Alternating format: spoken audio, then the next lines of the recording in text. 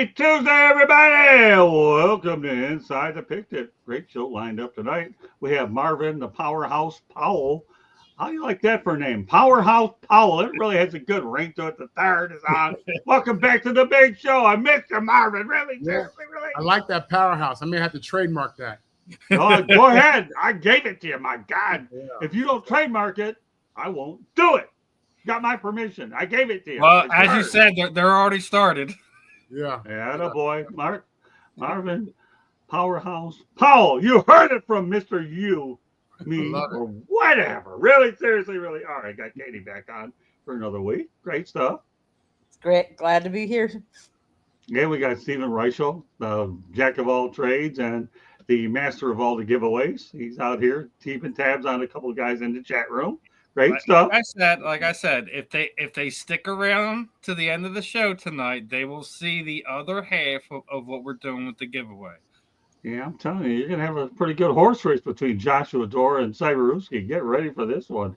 We have a show. I want to see a dark horse. We already know Josh and Cyberuski are always crazy in the chat. I want to see who the dark horse is gonna be. So Joshua and Cyberuski, at least find a third party that we know won't beat you, but at least will enter the race anyways. I'm sure you guys will do it. He said, I won't be there at the end of the show, but I will watch the replays. Okay, right. That's fine. Listen, Josh, as long as you know what's going on, you'll see what's up, my friend. Yeah, well, we know the guy has a couple of infants. I get that. So, but that's all right. Joshua Dor is ready. Exactly. Yeah, more maybe I need my sleep. That's okay. I don't get any sleep, so at least somebody gets sleep. The only time I get it was once in a while when I'm totally jet lagged, but I'm not jet lagged because we're right compared to who's going to be jet lagged later on this year because YouTube is going to stream the 2025 Week 1 NFL regular season game in Brazil, a worldwide audience for free. What are your thoughts about the NFL, Marvin, going to Brazil? Listen, the NFL has been pushing, this global agenda for a while. I think it's been received well with these games. And I love it. I do. I want to see an NFL grow. I think it's going to be tough to get a team one of these countries, but I'm loving what they're doing, playing these games overseas and just growing the league, growing the brand, growing the sport.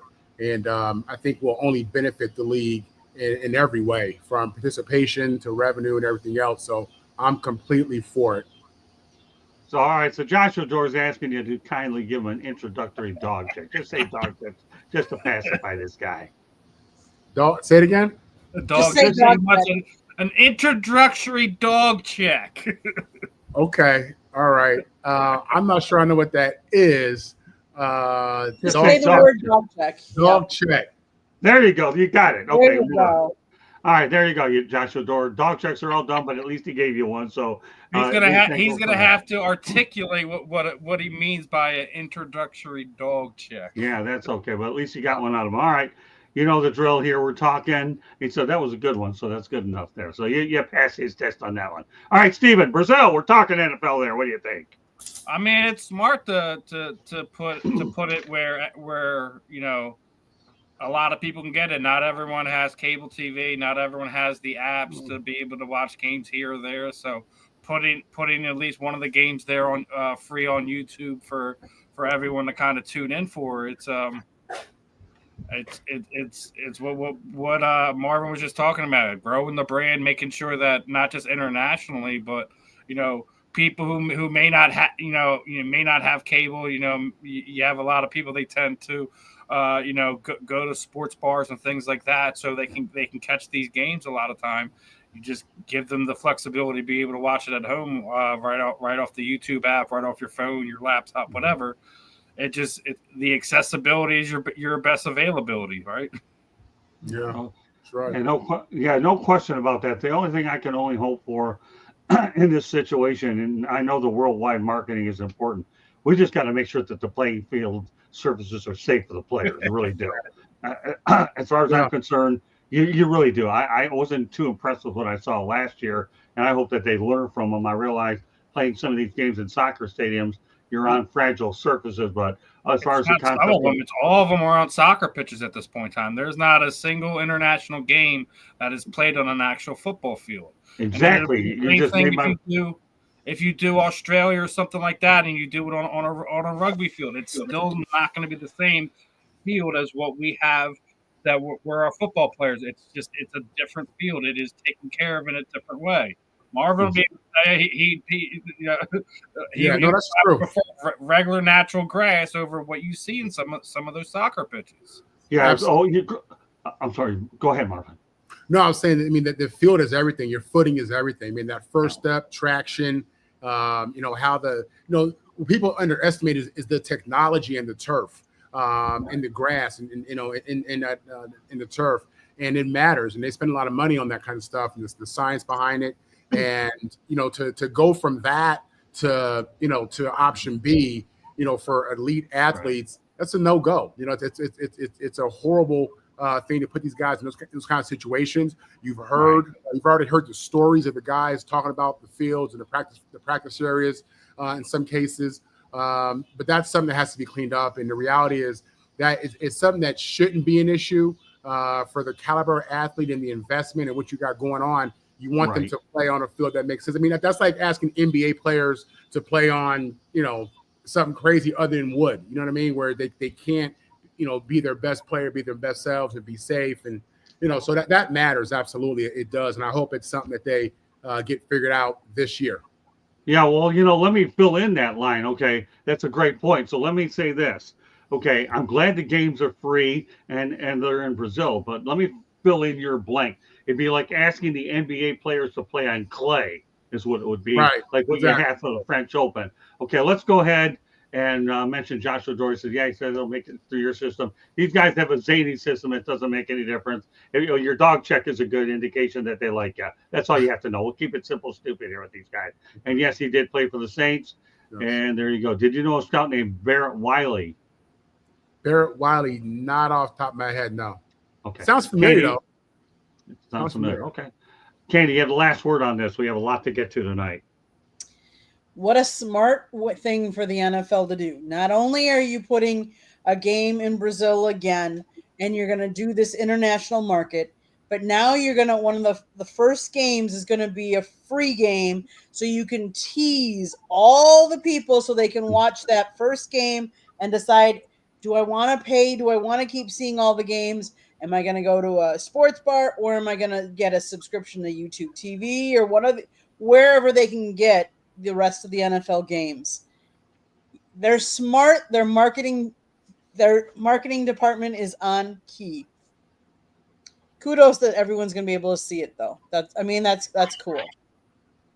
Okay, next, onward we go. Rest in peace, Brian Bremen, who died Thursday after seeking treatment this year for a rare aggressive form of cancer, according to his agent. He was 38 years of age. He had multiple surgeries. He had two daughters, ages 11 and 8. The GoFundMe for Bremen actually raised more than $88,000, with former Texan star J.J. Watt giving $10,000, and other former teammates also contributing. He played 7 seasons with Houston and Philadelphia, won a Super Bowl. All right, Marvin, some thoughts about Brian Bremen. It was just too bad what happened. We lost this guy way too early. Yeah, when you hear his story, especially, I mean, this is a guy, came from a small school, bounced back to junior college, ended up having a third season at a Division 1 or 2, but made it as a free agent. Made it from the bottom, made it as an undrafted free agent with the Texans, I believe, and ultimately was a Pro Bowl player, special teams player, linebacker, I believe. So, when you see and he battle back for some personal stuff, and this is a guy that got his life together, got his career straight, really turned his life around, had a great career, Super Bowl champion, and so young. And you hate to see a guy like this lost young kids, especially. And that's the biggest thing. He's the fact that he's an NFL star. It's big in our world that we live in, but the reality is he's a human being. He's a father, he's a husband, he's a son, he's a cousin, and he's a friend. And there are people who knew him personally that loved him and will miss him. And it's really sad to see this happen. Cancer is the bad word in our society. And, we're seeing young people get these rare diseases even younger and younger. He's one of them. There are others in the NFL as well. I think I just read something on Trent Williams, I think it was. But, it was sad to see this guy go. And it's a loss not just for the NFL community, but for the people who really knew him personally and loved him. Well said, Stephen. Yeah, I mean it sucks. Like it hits us even here in Philadelphia. His last game as a professional was the 17 Super Bowl. His last thing he did as a professional football player was get a ring put on his finger. So I mean, it is a bittersweet situation because as Marvin said, he's a father first. So when you're going back and looking at the videos of him, during the Super Bowl celebration, you just see him and his kids soaking the moment in. So you have to think they're probably like 10, 12, 13 years old at this point in time. So it's Right. it's one that tugs at your heartstrings.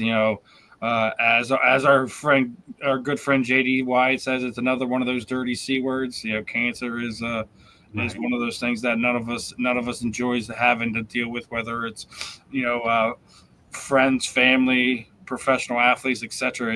It affects all of us in different ways. So thoughts and prayers out to his family, thoughts and prayers out to his brothers that he had in the locker room. I'm sure they're all upset and feeling it. It's a tough thing to deal with, but take solace in it. We can all celebrate his accomplishments, but make sure you guys are also looking out for your family. And as we talked about when they were raising the money for it, as it is anyways, the Shield players always look out for one another, so it's not a big thing that we would have to worry about, but it's still something that unfortunately we have to address and deal with. And got to do better. Got to find ways to do better. We shouldn't have see him selling his car, selling this, that, and the third to be able to afford to fight this disease at the end of the day. Other than that, just it's a sad day. Yeah, it's really tragic. Candy? He was born and raised in Spokane, Washington. He was born in the Hillard neighborhood, which is one of the city's most impoverished neighborhoods, and often moved around with his mother and younger sister. He and his sister were raised alone by his mother after his father abandoned them. His family spent significant portions of his childhood and teen years homeless. To go from that all the way to the NFL, kudos to him, because we don't hear some of these background stories very often. And I think it's always nice to bring them to light when you hear of somebody that pretty much had nothing and then played 7 years in the NFL. Now, granted, a life cut way too short. Yes, the C word is an awful word. I wish there was a cure for that C word. He had, from what I understand, he had a rare and aggressive form that he had known about it about a year. So I can't imagine, having that diagnosis and then knowing that it was aggressive and that you only have so much time, Right. your bucket list. What do you do? And that would be a question for everybody. If you only had a year, what would you do with that year? And I know that he struggled at one point with depression. I know that at first he didn't want to tell his daughters about it. And it's such a personal journey that you go on through that. Rest in peace and prayers to especially his two daughters. And I mean, because obviously if he's 38, his daughters can't be that old. I don't know how old they were, but I can't imagine that. It's just sad. Now, I understand, and I thought I heard this. I'm trying to remember what team was going to do it, but I think one of the teams has signed him to a contract that will allow them to support those children. I can't remember where I got the source information. I think I heard that too, Scott. I'm trying to think. Maybe I'll give you time to research it, but nevertheless, gone way too soon. He is a Super Bowl champion, though. Can't take that away, and a great father. And if indeed what I'm seeing is that his children will be supported whatever team is taking it upon themselves to do it, more power to them. Again, like Stephen alluded to moments ago, it's a shame that he had to go ahead and sell off things just to try to get any care. But I'm glad some of these players went ahead and stepped up at the end. But I think this stuff happened a little bit way too late in the game. But yet, a rare form of cancer is a rare form of cancer. I've had family members that go ahead and had cancer. It's hard to beat it.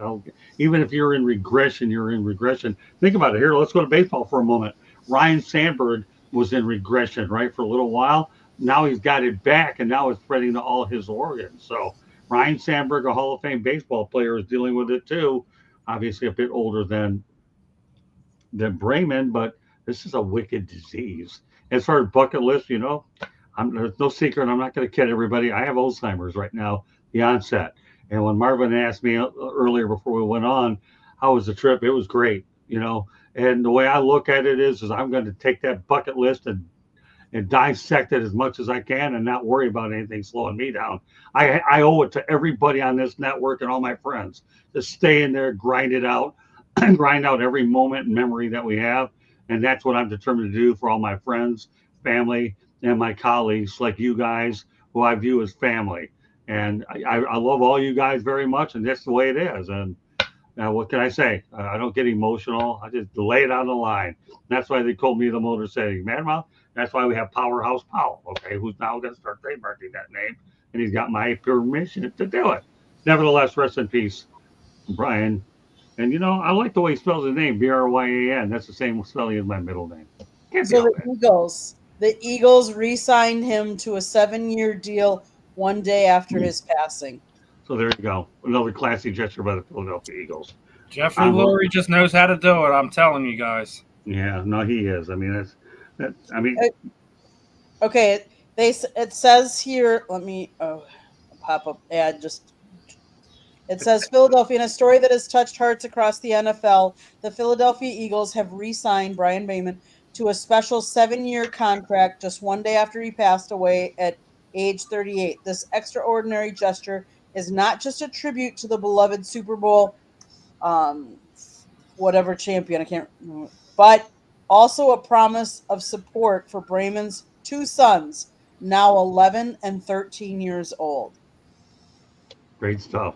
Onward we go. Does Matt Ryan deserve to be in the Hall of Fame, Mr. Powell? Yes, he does.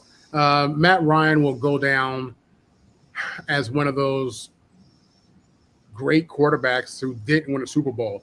League MVP, one of the elite quarterbacks in my mind in his prime. Franchise player, was the face of that organization. He was the guy throwing the ball to Julio Jones.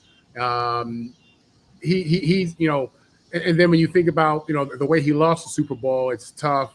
If the running back from Florida State picks up the blitz, this is a whole nother game. It's a whole nother conversation about Matt Ryan. But I do believe he is Hall of Fame caliber, even without the ring. I do. Okay. Stephen? No arguments there, especially, with Marvin either. He's unfortunately the Super Bowl he got to, he ran into the buzzsaw that is Tom Brady. A lot of quarterbacks from that era did fall to him. Only two were able to beat him.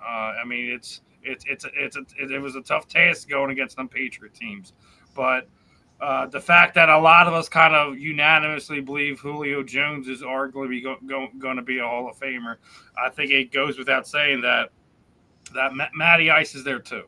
There's nothing. I don't think there's anything that we can argue to sit there and say Super Bowl, not Super Bowl. He was a winner. He was, gritty, tough guy. He would play through whatever injury he could play to, given the opportunity. But we can dissect the yards, the stats, things of that nature.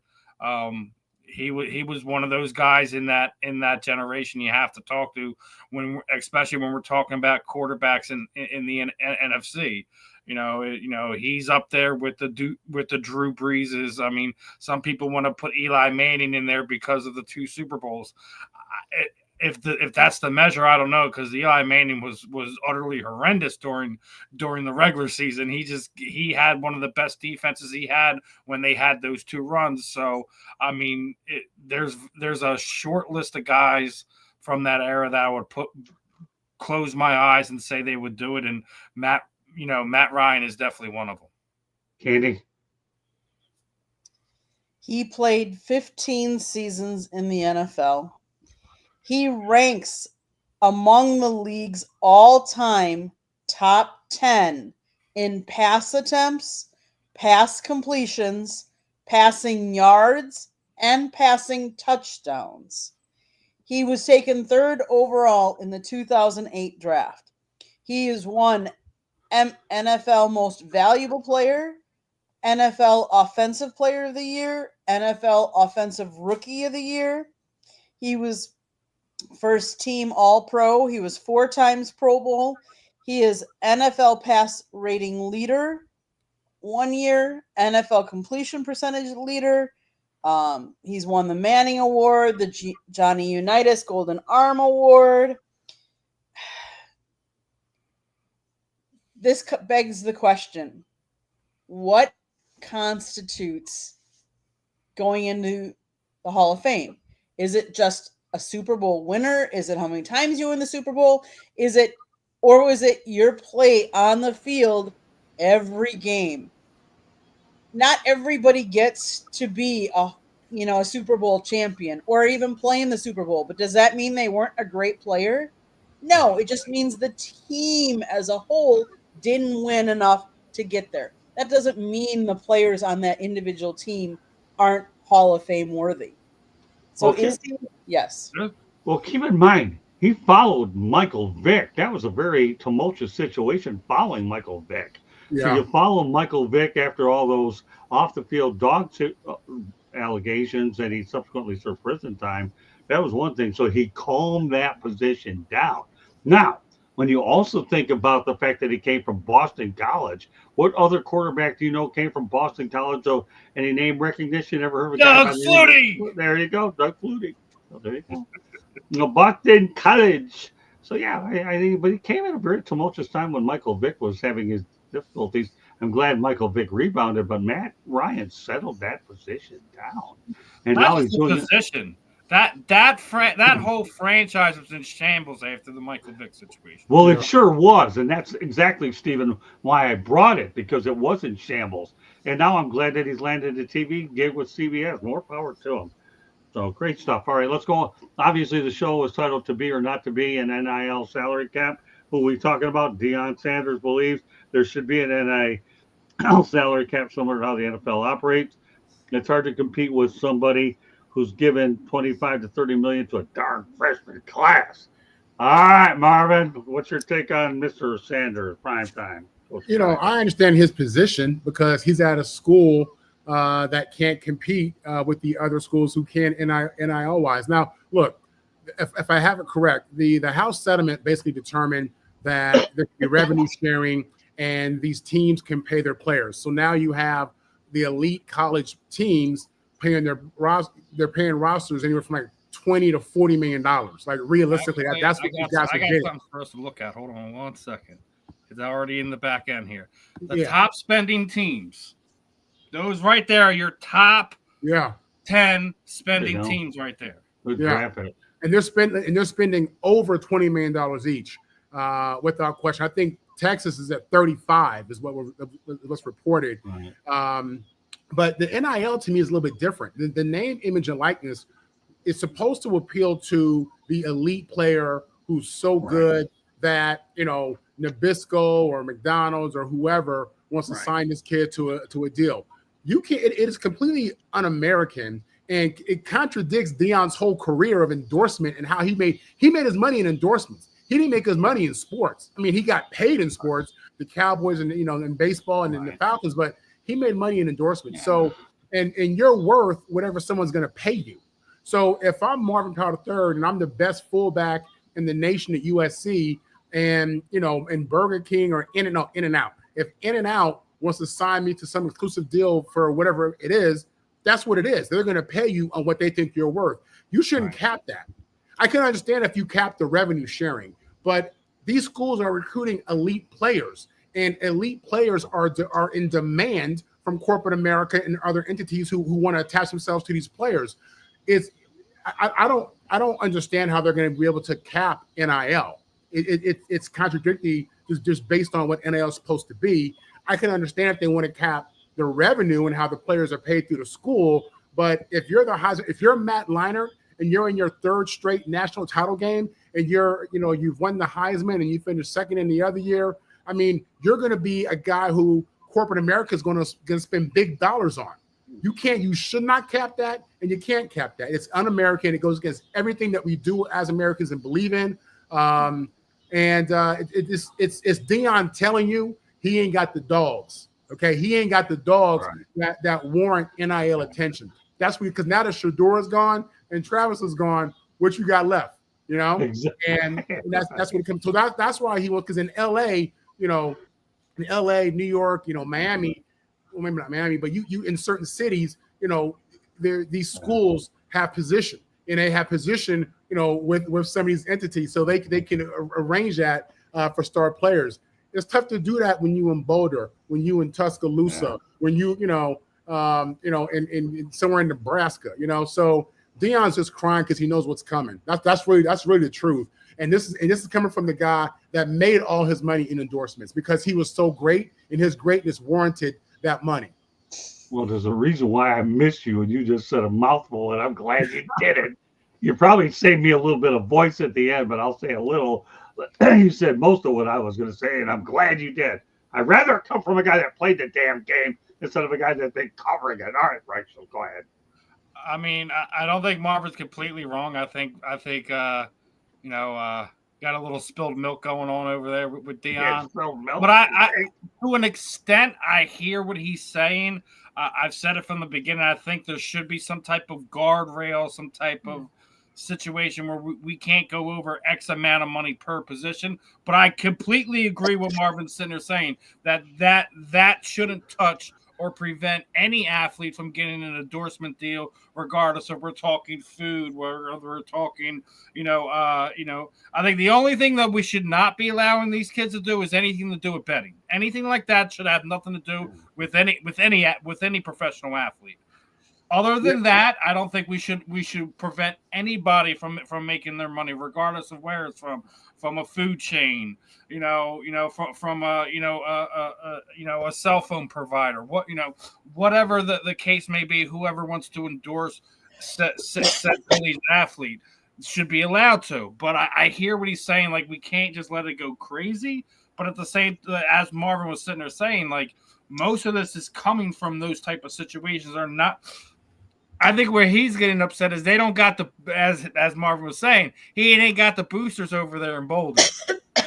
He's not gonna have these people that, the USCs of the world, some of these other big programs that has these alumni that have no problem, dishing out X, Y, and Z to make sure that their universities has what they needed,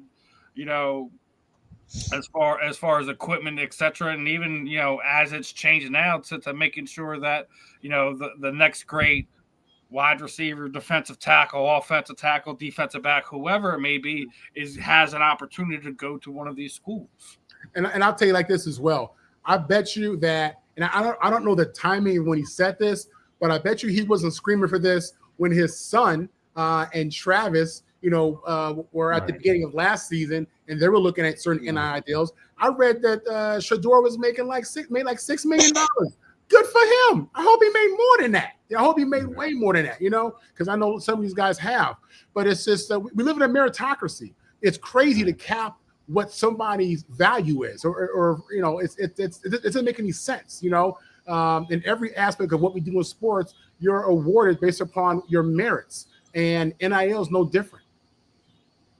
Hey, Candy, you did a show on this. Go ahead. What was your take on it? It was actually one of our better rated shows, and she put it in the country. I want to hear it. Give it to me, Candy. Oh, go ahead, Candy. So as I've listened to everybody, and I've talked about this numerous times, we talked last night, Scott, and this was not football. we were talking baseball, and we were talking about the Milwaukee Brewers, and their payroll is 111 million, and whose payroll is injured is the same amount, Scott? Dodgers. This got nothing to do with the show that you talked about on Fire Up. Get back to that one. I don't want to talk about baseball. We're talking about the country club, Katie. Get real. Hold on. All What right. I'm saying is, if you are a good coach and you bring in the players that can play, you can compete no matter if your guys are making 20 million NIL money or 5 million NIL money. Just like the Milwaukee Brewers are the number one team in baseball right now, have the best record, and they have one of the smaller payrolls. So it depends on the talent you bring in. Dion, you lived on endorsements. Let anybody get the endorsements that they want. These kids could go out and be in the real world, and they wouldn't even have to come play football. But they're choosing to come play football and go to your school. Let them get whatever they want, whatever someone's going to pay them, as long as it, like Marvin said, as long as it's not on betting and stuff like that, or Steven said it, good for them. You know, I mean, if they went in the real world, they'd be out there, you know, getting a real job instead of going to college. They're 18. Most of them are 18 years old at this point. Let them make the money they can while they can. Because we just did a rest in peace for someone that's 38 years old. Let them make the money when they can. All I'm going to say about this topic is, number one, if Deion Sanders was coaching at Florida State, we aren't even having a conversation on this. No, we're Florida not. State. Exactly. Florida State, his alma mater. Just because the guy's wearing cowboy boots, okay, as part of his attire because his feet are frozen in Boulder is one thing. Okay, but let's not kid yourself. When he got hired at Boulder, they didn't know how they were going to pay him with his initial contract. Yes, he put bodies in there and he was able to attract a lot of good players. But if Deion Sanders is playing for the Florida State Seminoles, we aren't even talking about it. But I'm glad we have a topic tonight to talk about it and kick him around about it, because it's okay, Deion. Because once upon a time, we're talking about a guy like you who once told the Detroit Lions to pay me, we'd have to go ahead and put you on layaway. But you know, the best end result was they got Barry Sanders. They got better Sanders anyways. Thinking from a Lions guy, by the way. It's Scott. They hired Warren Sapp. They got Marshall Faulk. You know, They have all these names, and he's been advertising these elite coaches. Okay, coaches, do your job. Go ahead and flip that talent and get some of these, 4 and 5 stars you got, turn them into something that's worthy of NIL. Listen, when he had the Heisman Trophy winner and he had an elite quarterback in his son, you weren't hearing this. Those guys are gone. Deion knows what's coming. They're looking at a 6-6 season. Oh, I agree, Marvin. Yeah. Bullseye again. Trademark powerhouse, brother. I'm going to sit here and have fun with you all show on this because we're onto something. But no, the bottom line is you're right. Travis Hunter's not walking the door. Shedeur Sanders isn't walking in the door. Generational players. Yeah, and Shedeur Sanders is being paid pennies on the dollar by the Cleveland Browns. That'll be for another day.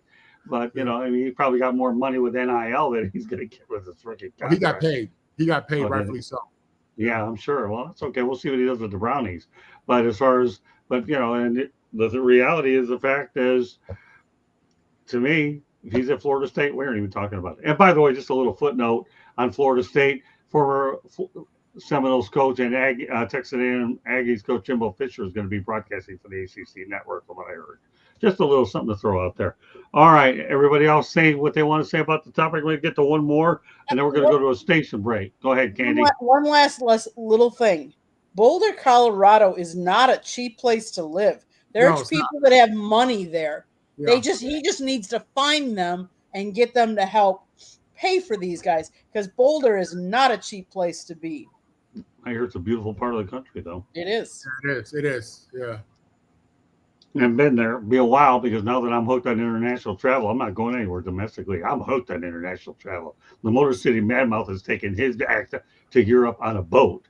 And I'll tell you one thing, I come back, if I have suitable people like Reichel and Powell taking over for me while I'm gone, I'll bring these guys souvenirs, anything they want. But these guys are awesome when we were gone, and it's been true. Scott, go ahead, Marvin. Andy? I'll say when Rick Neuheisel was the coach of Colorado, he recruited me, and I went out there. I went to Boulder on a recruiting trip. This is when they had a Heisman Trophy winner. They were an elite program in the mid '90s. Scott, I got off that plane and I couldn't breathe. And Really? I spent my weekend just telling the whole weekend I was there on my trip. I'm telling myself, I'm not coming here. I can't even breathe. Yeah, because, That's all I remember about Boulder until I went back to Denver to play the Broncos, and I couldn't breathe there either. That's another story. Because the altitude issues that you had to deal with. Yeah, I heard that they're Marvin. I've heard they're really bad out there. I definitely would. The only one that could benefit on altitude would be Mike Hampton, the former Colorado Rockies pitcher, is probably one of the better hitting pitchers on the planet. He probably is, because he's the only one who would go there to go out there and play wiffle ball as a baseball player. But other than that, I hear that those altitude issues are pretty brutal for sure. I'm with you, brother. I'm with you. Don't worry, you made the right choice going to USC with all that tradition there. So you really did. It's not tradition. He wanted to breathe while playing games. Yeah, hey, listen, literally. People underestimate the altitude thing. It happens so much. Like fighters have it all the time when they go down to New Mexico and have fights. When they go to Colorado, a lot of guys, if they know they're going to go there, they go and spend at least a month there at elevation. So when they actually go and fight, they can perform. They're not sitting there gassing out in 2-3 minutes going into the fight. It's the same difference. And I think that's another thing that people don't play into this. Guys don't want to go do that. Nah. On top of the work you already have to put in, you have to prepare your body to deal with altitude. They have enough things they want to fight with. They have to deal with school, this, that, and the third. I don't want to have to deal with elevation issues too. Well, if you get out there. Can I say a little bit? My sister actually worked at the college in Boulder. I remember moving her out there and trying to move all of her stuff up the stairs and in the elevation, and it was crazy. And just to give you an idea, the cost of living, particularly for housing, is significantly higher than the national average. And even in Boulder, it exceeds the average for Colorado as a whole. So Boulder is an expensive place to live. Beautiful place to live. High elevation, but expensive. Well, I'm going to go back to what I said, Marvin. You and Steven made me feel like I was on a mini retirement when I was on the other side of the world watching you guys and Ben do some great things here. And I say I never was. I abused able to have Marvin for multiple weeks. I'm not going to lie. I'm telling you, it was great. And now I get this guy tonight, man. I'm giving him a trademark idea. Awesome stuff, man. Yeah. But the reality of the situation, and I'm going to go back to what I said, and that Deion Sanders thought the Detroit Lions, by the way, the Fords are billionaires, just so in case you need a math lesson, Deion. Billionaires. They don't need to put you on layaway. They got the better Sanders than Barry Sanders. And I rest my case, and I rest the topic. All right, one other story I want to get to before we go on to a station break. NFL rumors quoted that the Panthers quarterback Andy Dalton reportedly has been key to the development of Bryce Young. What are your thoughts about that, Marvin? It's smart for him. I don't see Andy Dalton getting any starting gigs anytime soon. I thought he had a very good career, something he should be proud of. But at this point, Bryce is the future of that organization. And if Dalton has hitched his wagon to Bryce, is smart. And I think Bryce is going to do a good job. I like him. I think he really turned it on toward the end of the season last year a little bit. But no, it's good to see veterans stepping up and is playing that traditional vet role, that mentor role. So it's a positive thing. Good for him as well, and good for Andy Dalton as well. Steven. I mean, it's smart. I mean, you want to stay someplace. You want to make sure that you're worth the contract that they sign you. You don't get released. You don't get traded. You don't get put on the practice squad, etc. Make yourself invaluable to that team. If he's mentoring, it makes all the sense in the world for him to be a key asset to why Bryce is starting to pick it up. I mean, I think we all agree that Bryce looks significantly better in year two. Working with Andy Dalton than he did in year one. He looked like a deer in the headlights. Everyone was sitting there, screaming, he's a bust. He's this. This could be the worst number one overall pick of all time. All this other crazy nonsense. I think that we have to watch and see what the Carolina Panthers are going to do this year. Even when my Eagles played them, they weren't a pushover. They're not an easy team to get over on. It's going to be interesting to see how progression in year 3 goes for Bryce this year, but it makes all the sense in the world that Andy would do that. Yeah. Andy is not getting another starting job in the NFL. No. And he knows that. He signed a 2-year deal that keeps him as the backup. Why wouldn't he? Let's face it, you're getting paid to mentor a guy, and you're getting paid to not play, to not put the physicality on your body, and you're still getting paid to do it. The game you love, the game he loves to do. Why wouldn't you do that? What's the alternative is he'd be sitting at home or having to find a different job. Here, he's still involved in the game he loves. He's helping success for the team that he's on. Kudos to him. I mean, there are some other quarterbacks in the league that we know that haven't done that or should have done that. And Aaron Rodgers. we won't go there, but hey, I had to clear my throat there. Yeah, I hear you. Yeah. But I mean, kudos to him. I mean, good for him. You know, at some point you're not going to be your playing time, your playing years are dwindling down. Let's face it. We all know that. Why wouldn't you try and still get a contract, still coach somebody, as opposed to hanging it up? All right, He here's can what you always have. go back into a game yet. He's a backup. Here's what you have here. Number one, Frank Reich should not have been fired in the first place. He was let go way too soon. That was a boneheaded move I've ever seen in my life. You brought a guy in who's not only an icon to that franchise beginning, you let him go before the season ended, number one. Number two, here's what I see in this whole thing with Andy Dalton. Andy's so smart that by mentoring Bryce Young, this guy's setting himself up for a coaching career, period.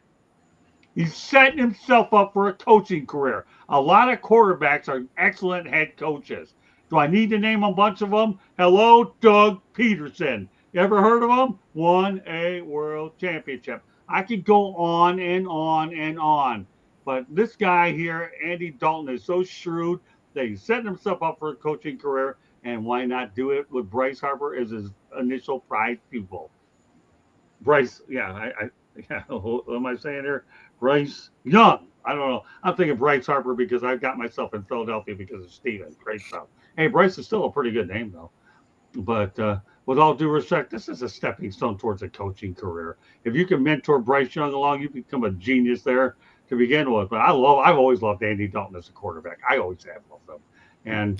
But get ready, Coach Dalton. That's probably what you're looking at as well. And thanks, Steven, for being in my head because now I have a new hashtag in Bryce Harper, who I shouldn't have had in the first place. But I'm going to Candy Epling for a station break.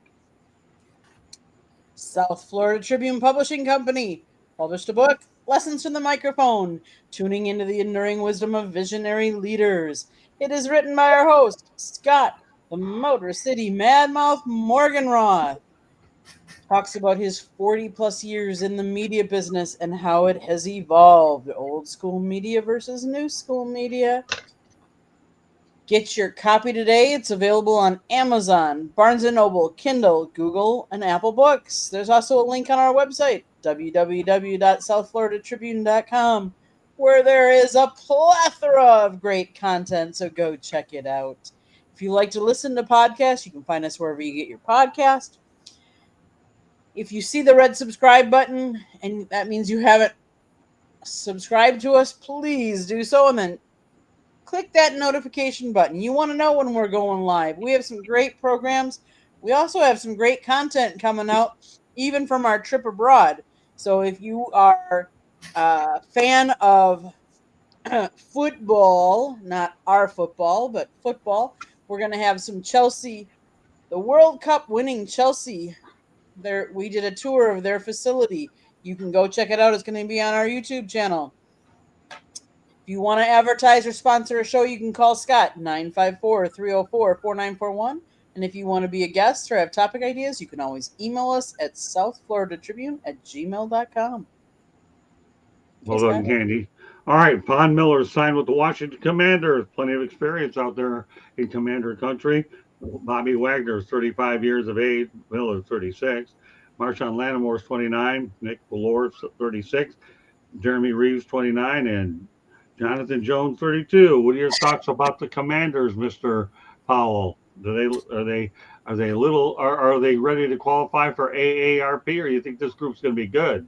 If this were, when you hear Wagner and Miller, if this were 5 years ago, I think it was something to be really excited about in regards to their on the field production.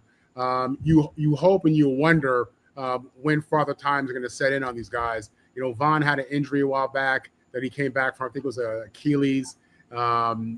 He's mid-30s. A guy like that, big-time leadership in the locker room, big-time vet in the locker room, has a tremendous impact in the locker room. I saw an interview from him recently where he was talking about he's that guy on the team that's bringing the team together, that's doing the outings, that's come to my house, go out to dinner. So that matters, especially from a guy like that who's a two-time world champion, has got the bag, has the Pro Bowls, is a leader. I think in the last 15 years, he's led the NFL in sacks, over 120. So he brings credibility, he brings leadership that matters, and you hope that you can get a little bit of the old school Von Miller on third down when they need it.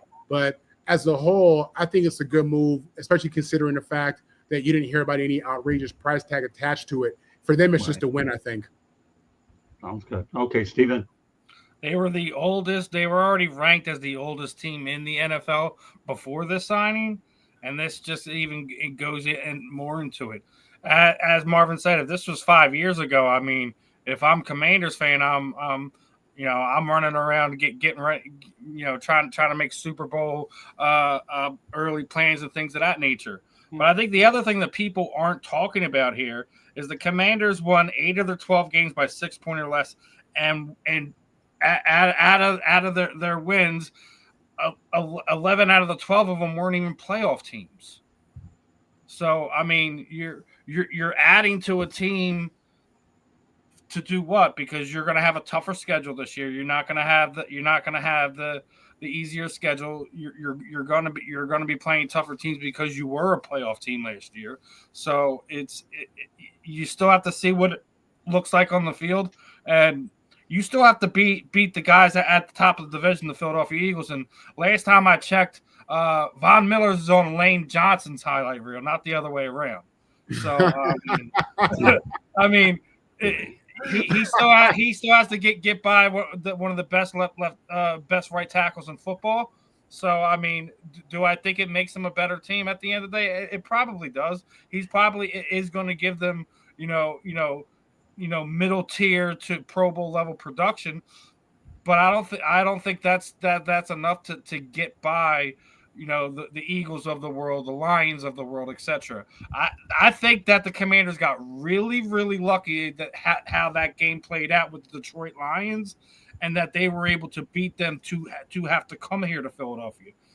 The Lions ain't going to let that happen again. And beating the Eagles in the regular season, how they celebrated is why they got 55 points dropped on them in the NFC Championship game. Right. They are going to have to be not just better than last year. They're going to have to be significantly better. Right. They're not the underdog team. People have them on their radar. Jaden Daniels already was getting banged up last year, and I didn't see a whole lot of help getting sent to that offensive line. So, does it look nice on paper? Sure, it looks nice on paper. You're still the oldest team in the league. Candy. You're trying to win in a window when you're arguably top 5 quarterback right now is on his rookie contract, and you're adding to that side of the ball. And let's also note this: you just signed Von Miller. Your star number 1 wide receiver still isn't paid, and he's sitting out right now. Y'all got bigger problems to worry about than bringing in an edge rusher and Von Miller. Why they signed him, I don't know.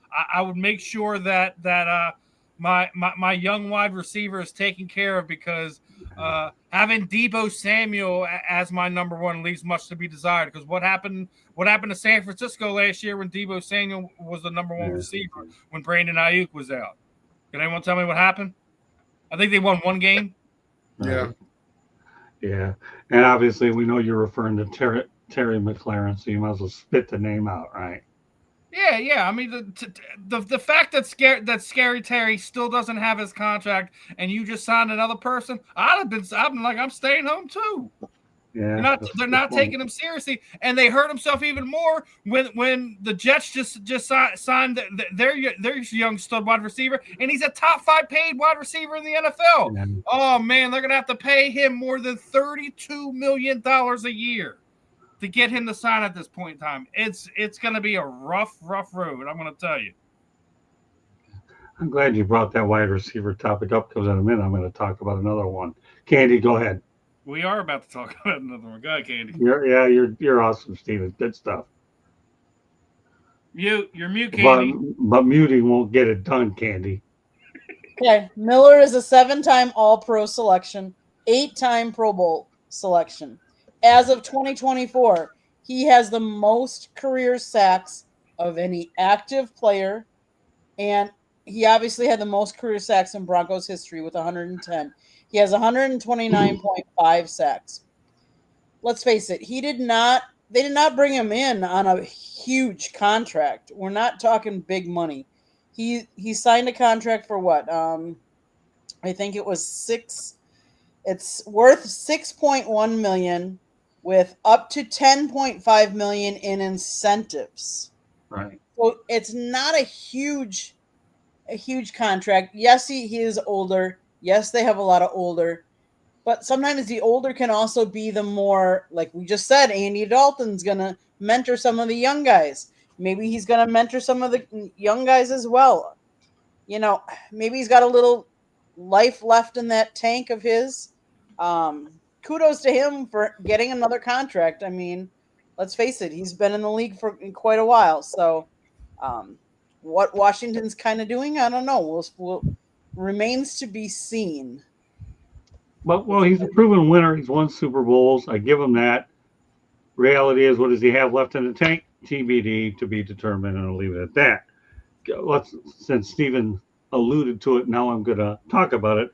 The Commanders will retire Art Monk, number 81, in Week 9 versus the Seahawks. The only other numbers retired by the Commanders: Sonny Jurgensen, number 9, 21, Sean Taylor, 28, Darryl Green, 33. Oh, I love that number 33. It's my favorite number. It's my lucky number. Got to have it. Sligan, Sammy Baugh had it.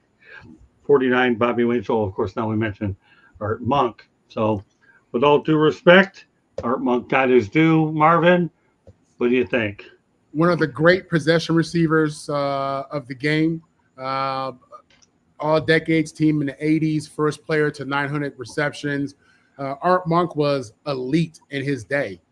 He was elite in his retirement, where you looked at, some of his numbers.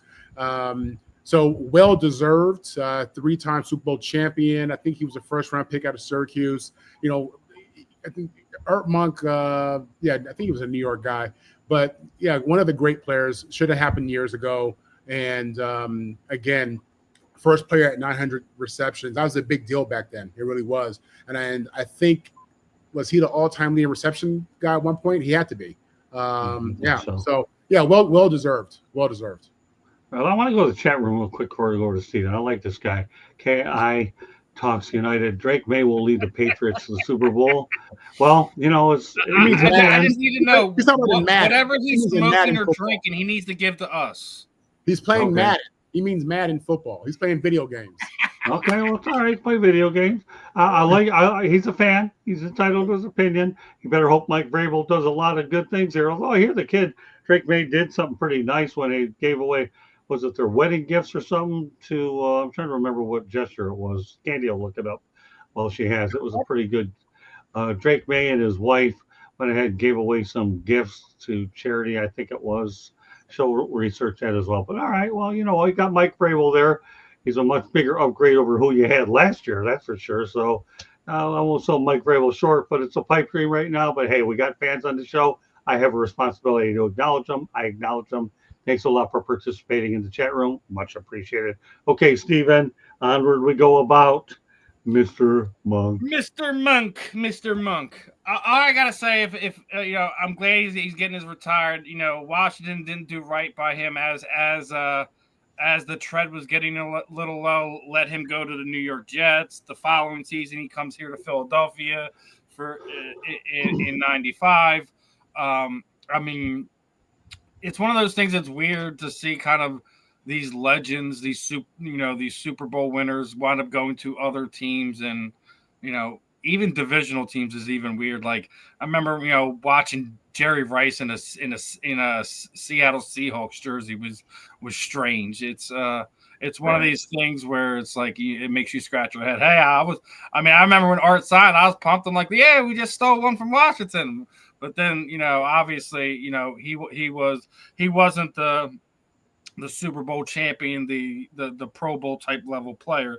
He was a possession guy, and that's what he typically was most of his career as it is anyways. But I'm glad that he's going into their Ring of Honor, how all that stuff what they do down there in Washington. But yeah, he was a integral part of their Super Bowl runs there in the 80s and early 90s, with the ripping teams as well. So it's definitely one of those things where you're happy that your number gets retired. He gets kind of reintroduced to this newer generation of Commander fans, and it's one of those things where you just got to tip your cap. Art was one of these guys that did it for a long time in this league.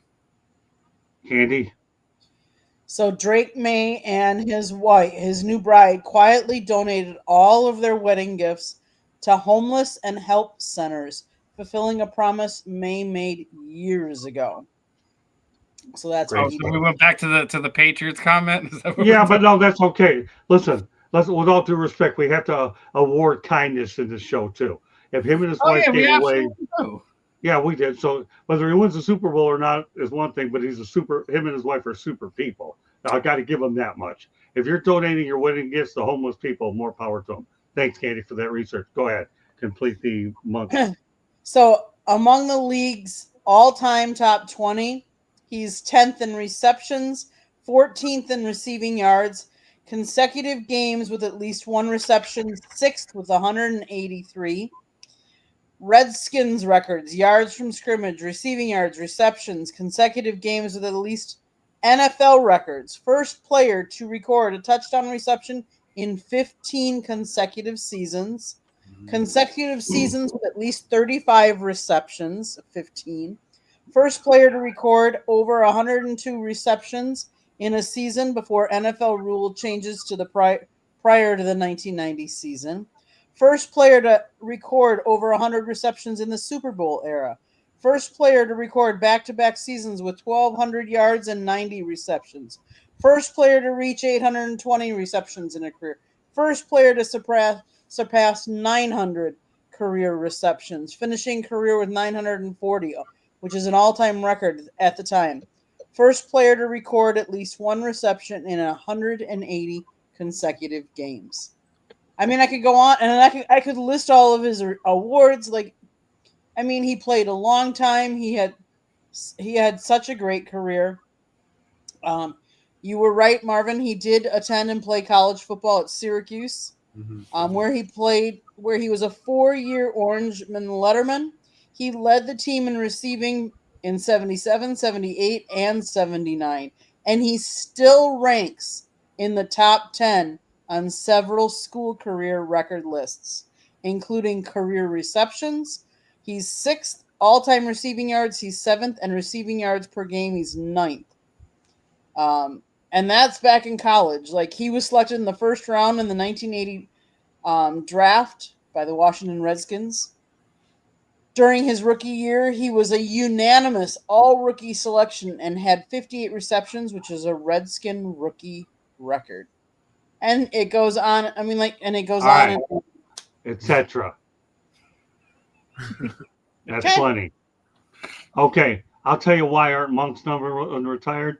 I'll give you two words: Daniel Snyder. Period. I'll give you another reason why. Daniel Snyder is such a good owner. He overpaid Albert Hainsworth. Oh, that wasn't an albatross contract. Tell me what the heck one is. Okay. And if that wasn't enough, he even overpaid Deion Sanders past his prime. Really? Seriously? Really? And where is Daniel Snyder now? He left the country. I think he's out in England. Goodbye. See ya. I wonder if he's in the London Tower. Who knows? Period. He was also a kick returner, if I remember correctly, too. Yeah, our Monk's a heck of a player. Daniel Snyder should have gotten it done. And I'm not going to get into this topic tonight. But the only reason why let me finish, Steven. The only reason why the Redskins is what it is because Daniel Snyder owned it. Nobody wanted nothing to do with it. Now we got a president whining wants it back. I'm not getting into that tonight. But Daniel Snyder should have had the darn number retired. What do you think is happening? You got Josh Harris getting it right, the brand new owner who's going to be king over there. You didn't just say Josh Harris getting it right. Well, that's what he does is overpay for old guys. Look at the Sixers. Yeah, but don't give me that business here. All he's trying to do is eliminate a public relations situation. I don't care about what he's done with the Sixers. He made the Commanders relevant, man. Relevant. Okay? When was the last time they won anything? Even Joe Gibbs couldn't win with Daniel Snyder. Really? I'll argue that one. I'll argue that one and say Jaden Daniels made them relevant, not Joshua Harris. Well, I got news for you. Josh Harris is providing him with the right environment there. I think personally, okay, that Daniel Snyder would have ruined Jaden Daniels. No, they wouldn't even ruin RG3. Daniel Snyder wouldn't even pick them, and they would still be irrelevant. Let me tell you something. I don't think that's a Joshua Harris pick. Joshua Harris picking players is terrible. He didn't pick the players. All he's doing is paying them. Again, really? I'll reiterate to my previous statement. Go ahead. I want to hear it again. Look at the Sixers. The end. Yeah, I know. The Sixers, to me, the process, is that what they call that? The process that he inherited and did nothing with and continued to make it worse. Name one draft pick under his ownership that has panned out. What was the Sixers? Did someone name me one? None. Well, zero. Zilch. Well, Joel Embiid has panned out. He's still there. Huh? Joel Embiid has panned out. He's still. Okay, so. Well, you said one. What have they done with him medically? Wait a minute. You said one. I know Marvin's having a ball watching him, and I go. And if I remember correctly, he inherited that one. Well, that wasn't a Josh Harris pick. That was a Colangelo pick. Really? Seriously? Really? Oh, well, we'll see how relevant they are this year under Nick Nurse. Under Jaden Daniels' rule. Jaden Daniels, you know what? I got news for you. He's a heck of a quarterback. And by the way, you know where he was picked? He was in Detroit and haunted the Lions. Oh, that hurts. That really hurts. It never hurt so bad. Of course, I'm a bad singer, so don't expect me to go after American Idol because I promise you everybody will go deaf if I start singing. Although it's too bad I didn't have my favorite. If you're ready, then I better hope that the views and followers hits those goal marks that I was telling you they need to hit first, brother. Hey Marvin, the next time I find out that you're on this show, I have a great thing that Candy's going to put on here, a little video of me in a really relaxed state. You know what we're going to put on there? Only for you, Marvin, okay? I ended up finding these Chinese chopsticks that were metal, okay, over on the boat. And I started banging these things together, and I started making your own kind of music. And I'm telling you, brother, I'm not worried about Shane Daniels. I could care less about Daniel Snyder, Joshua. I'm only worried about make your own kind of music. Bang, bang, bang. With metal chopsticks on a boat. Everybody's watching. The Entertainer. Great stuff. Oh, well. Hey, Steven, I like getting your energy going about Josh Harris or whatever. The reality is garbage. Yeah, well, because you're a Philadelphia guy, you probably don't like the guy anyways. But they don't have a problem with him in D.C. anyways. Of course, doesn't hurt to have Magic Johnson nearby either, making it look pretty good. Oh, it's a good Because situation. this is the first time they won a playoff game in a quarter century. So let them enjoy it. They've been through so much there. Not that I have any sympathy for them. I don't care about what happens in Washington. Doesn't make any difference to me. The bottom line is they enjoyed it. They had their opportunity. They're probably who your Lions are going to have to face again when it gets to the playoff time. That's probably true. That's probably true. I can't debate that. So, but the reality is, I love these really friendly little debates with Steven and I. We have a lot of fun doing it. Now, Marvin and Candy get to be the spectators watching the professor and the people go at it on inside the picnic. Well, we had a good show last night, by the way. We had some really good numbers. We talked about last night, Marvin? We talked about California wanting the Canadian tourism, is what we had. It's pretty interesting. So, how do you like that? We tried to do some really off the wall stuff with that show. Oh, I got plenty more up my back. Well, like I said, In-N-Out Burger's running for the hills, so they're gonna need all the tourism they can get. Yeah, not only that, Atlanta. I hope they run to Atlanta. Have y'all had going to Tennessee? Their headquarters is going to Tennessee. I know. I've had In-N-Out burgers. Those are really good. All Marvin knows it's going to be on his side of the world. He's going to be like, "Come to Atlanta, baby." Please do. Yes. Well, let me tell you something. The best fast food burger out there, period. In-N-Out. Well, let me tell you something. When I was up there for the Southern California Sports Broadcasters Association, because I'm a member of them, I ended up eating at one of those places right near Burbank where I stayed. It was a really cool place. I really liked that place. Mm-hmm. Yeah. So, no, that In-N-Out burger is really good. And by the way, Stephen, I've already got next week's Professor and the People already set up for us already. That's so much what I had off of last night. We had some pretty good stuff. Hey, Marvin, if you ever want to come on to Professor and the Pupil, watching him and I spar it out, you'll get an extension of what you're getting tonight. This is a pretty cool show that we're filming. Let me know. Keep me posted. Yeah, that comes on a Monday night before baseball. But to put a bow on this, yeah, I'm glad that Art Monk got his number finally retired. It was definitely long overdue.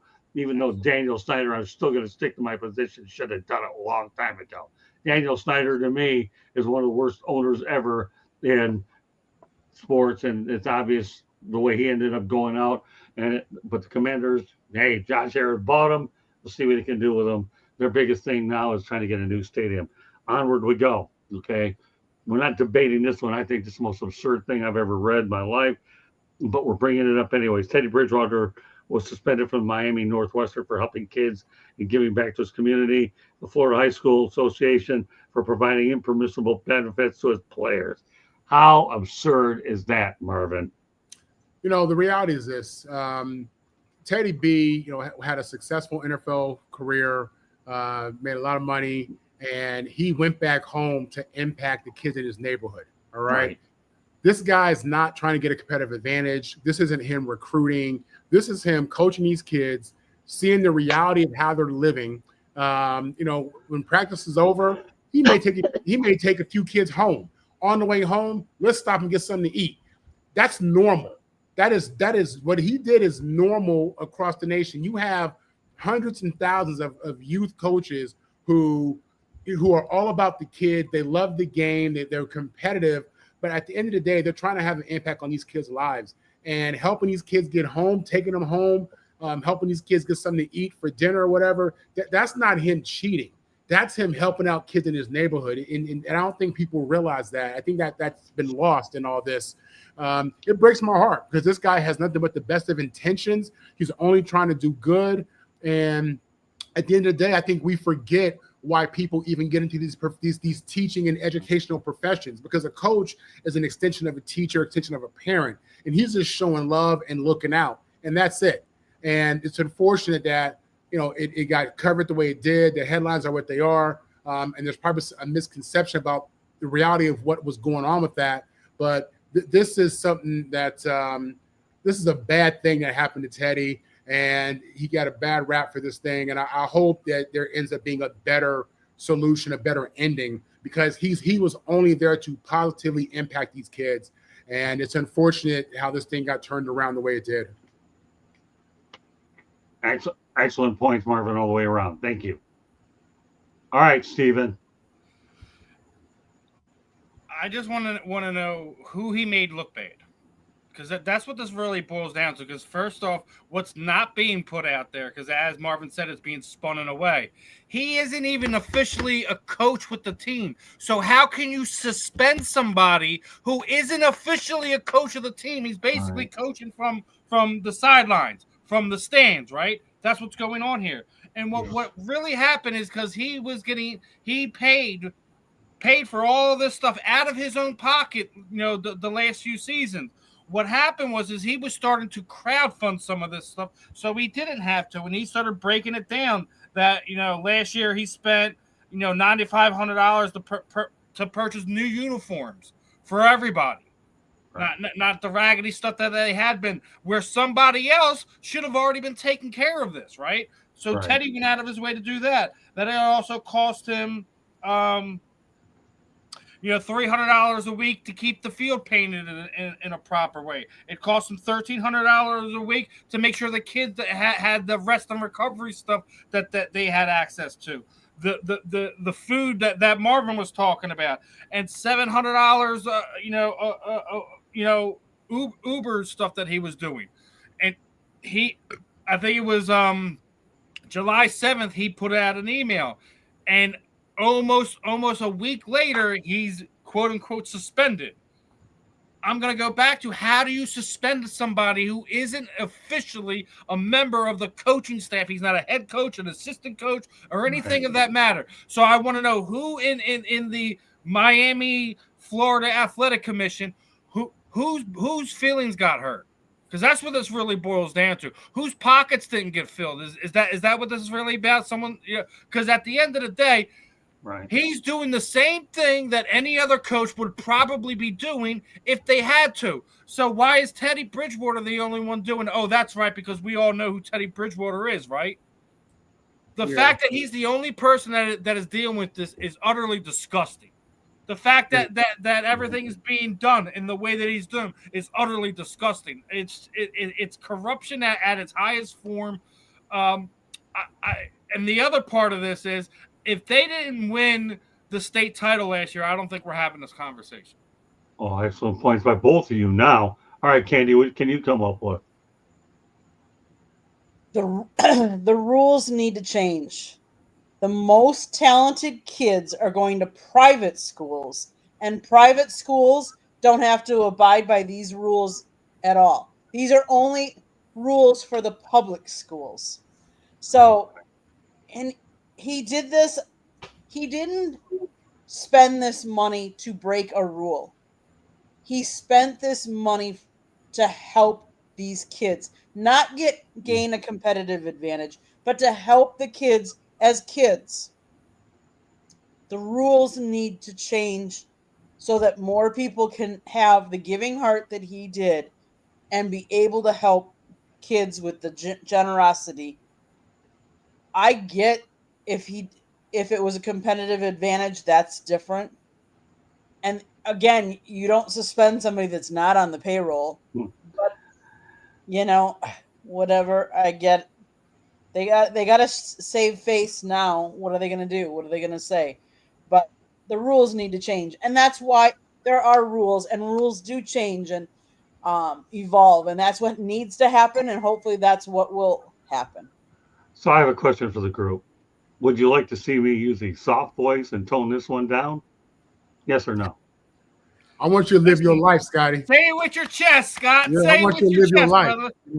You got to be who you are, and only that person. You're the best, Marvin. I swear to God, I did miss you, Marvin.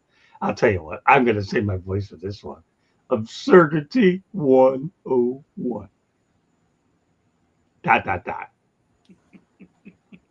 How do you like that? There's not a single thing that he did that is giving them a competitive advantage. Steven? The uniforms look good? Yeah, the uniforms probably look great. Did the field look good? Yeah, the field probably look great. Steven. The only thing you could say is the money he spent on the recovery for the athletes is probably the only actual competitive advantage, which is an advantage. It's Steven, repeat after me, brother. Absurdity 101. Say it. Absurdity 101 doesn't even cover it. Well, that was I said. That's what I said. I said absurdity 101. Say it. Absurdity 101. Beautiful. The professor taught the pupil. Yay! You get it. Because Marvin told me to be myself. Yeah. Again, it's sickening. Yeah. The only you guys make all great points. The only people who really are impacted by this are the kids. And it's horrible. It's horrible. This is, it's something that it discourages people from wanting to get involved. You know what I mean? Every single coach, I would bet you that every single high school coach in America, regardless of sports, of the particular sport, puts a little bit of their own money into some aspect of their program, not to gain an advantage, but just to help the kids. And at the end of the day, the only reason you get into youth sports is just to help the kids. That's it. So this is a loss for the community. It's unfortunate that a guy like Teddy, who is willing to be generous and to have positive impact, gets a story put on him like this. Heart goes out to him and those kids in particular. The only reason why this happened, I'll summarize it in a nutshell. He's a high-profile guy in the NFL that they wanted to go out there and single out, period. And I'm going to go back to what I said before. Absurdity 101. Onward we go. Okay, a few retirements came in today. Philip Rivers retires as a Charger, whether it's San Diego or L.A., to be determined. I don't know. Kidding. Okay. The other one we have here is Jimmy Graham retires as a New Orleans Saint, and Tyrann Mathieu just simply retired. Wins the Super Bowl with Kansas City, as well as playing his first 5 seasons with the Arizona Cardinals. Marvin, what are your thoughts about each and every one of these? First, you can start off with Rivers, then you have Graham, and then you had Tyrann Mathieu, the Honey Badger. Rivers retiring as a Charger, great player. I kind of put him in the Matt Ryan conversation, to be honest with you. Yeah, franchise player. He played at a high level for a long time. He was somebody in this league for a long time. When Candy asked earlier, what's a Hall of Famer? It's a guy who consistently brings it year after year after year after year. He's a problem, and he's a difference maker. He's a game changer. Obviously didn't win the big one, but listen, in a game where you play 33 players, 11 on offense, 11 on defense, 11 on special teams, it's not all on the quarterback. Philip was the man. In regards to Honey Badger, I had a chance to meet him at an NFLPA function. Oh, did you? Yeah, I met him the year he got drafted, right after the draft, I think. He was a young kid, really nice, humble, quiet, shy, to be honest with you. We had a short exchange, but it was a pleasant exchange. I thought he had an outstanding NFL career. I love to see how he evolved as a man. You saw the narrative change around him a little bit, which is a good thing. You saw growth and maturity, which is what you want to see. And I'm happy that he's able to walk on his own terms, especially after I think he just signed a new deal. So for him to have signed that or got an extension, for him to decide to walk away on his own terms at this time, good for him. And who was the third person you asked about? Well, we talked about Jimmy Graham, right? Jimmy Graham? Yeah, he became official today too, yeah. Yeah, he became official today. That he retired? Yeah, he retired as a New Orleans Saint, actually. Retired as a Saint. Yeah, again, great player for the Saints. Was really good. Was a transitional player at UM. I think he was a basketball player who played football late while he was at UM, and it just caught on. And Jimmy Graham was a phenomenon at some point in his career in New Orleans. I mean, this guy was everything for 3 or 4 years. So again, happy for him, and I hope he has a great retirement. Steven. First and foremost, we can have the conversation now. Philip Rivers should be a Hall of Famer before Eli Manning. Absolutely. Okay. Absolutely. 100%. He was tough. He led his team by his example. Tell me the last time Eli tried to play through a game with all the ligaments in his knee torn. Oh, he did it. He did it. Yeah. It's one of those things where it's, Philip Rivers is the ultimate dude that you would want to have. Like if your team doesn't have that leader, that calm voice in the huddle. He's the guy that you would want to have. It's not going to be an Eli Manning. Matty Ice is in that mold as well. So happy to see him retire a Charger.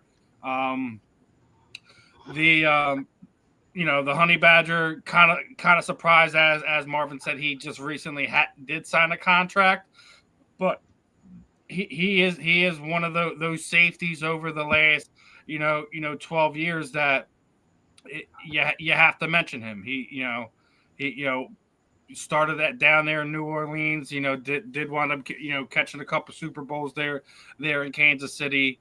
Somebody was made a ridiculous post sitting there asking if he was the greatest safety of all time, which is utterly ridiculous. I can name at least 5 of them. Right. Before I would even get to Tyron's name, and that's not a knock on him. He had an amazing career. He made his mark. He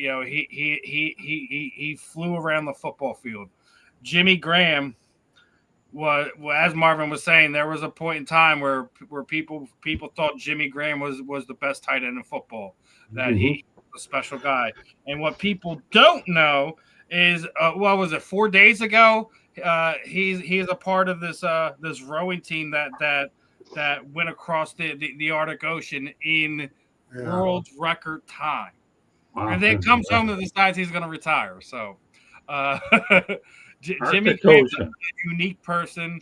He was a unique player. Another one of these guys that probably would have played a little bit longer if injuries didn't start mounting up. Will probably be on some people's top 5 tight ends of this decade. But it's 3 amazing players. I think we'll at least see 2 of those 3 in Hall of Fame discussions in about 5 years or so. I think it's Philip Rivers is a shoo-in. I don't know about first ballot, but I would be highly upset if Eli Manning gets there before Philip Rivers does. You know what's crazy about Eli is people forget the year he won his first Super Bowl, the New York media wanted him out. They were murdering him. I mean, it's unbelievable how he goes from his first 6 years, every year they're questioning whether this guy's the guy, ends up with a great defense, a real running game, and they thug it out. He gets David Tyree saved his entire career. To his credit, Eli played very well in the playoffs. Yes. Very well in the play. I give him that. You know where I'm going to put him? I'm going to put him in the same conversation I put Nick Foles in. Wow. Okay.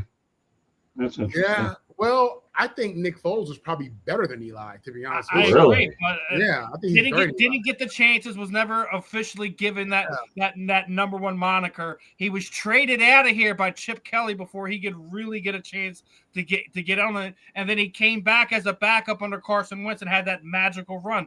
But also remember, he had 3 terrible games before the playoffs started. Then all of a sudden, he just put it all together on that run.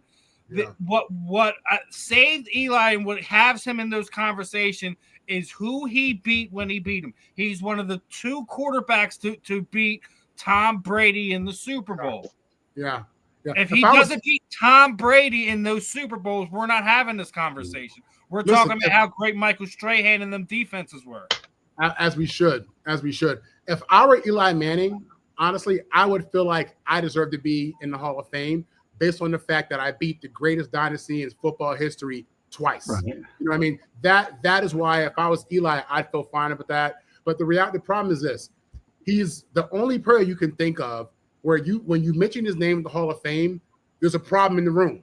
Half the people in the room have a problem with that, and it's universal, and you don't get that with any other player, and he'd be the only player in there that people really question. And I hate that for him.